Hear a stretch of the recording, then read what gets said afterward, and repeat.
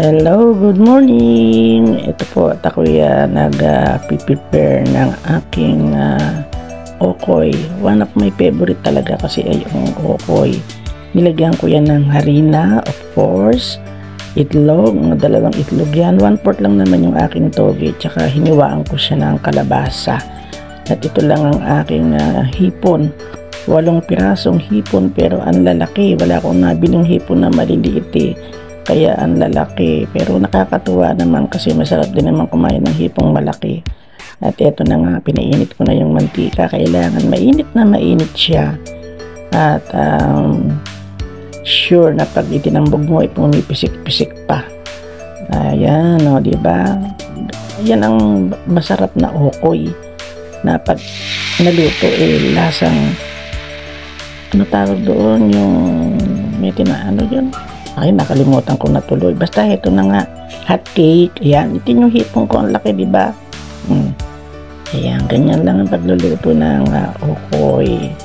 Dapat lagyan sa ibabaw noon para dumikit yung harina doon sa hipon.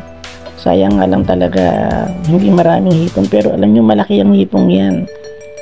At yan aking pansigang sana. Kaya lang wala akong hipong maliliit. Kaya na inilagay ko. Sa kagustuhan ko makakain ng okoy. Yan.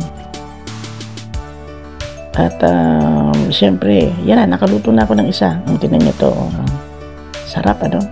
At nagawa rin ako ng bawang, suka, toyo. Yun lang ang aking sinasahog na sausawan ng aking okoy. Shoutout nga pa po sa inyong lahat dyan, sa mga nanonood sa akin.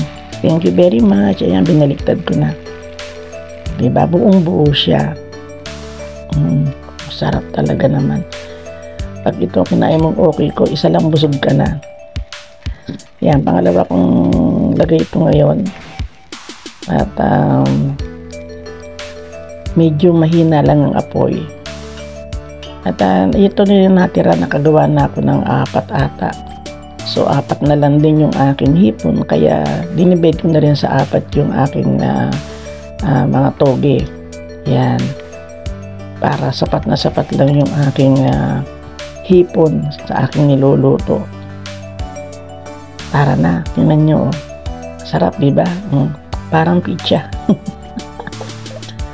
Kasarap ata po niyan. Talaga naman malambot, malinamnam.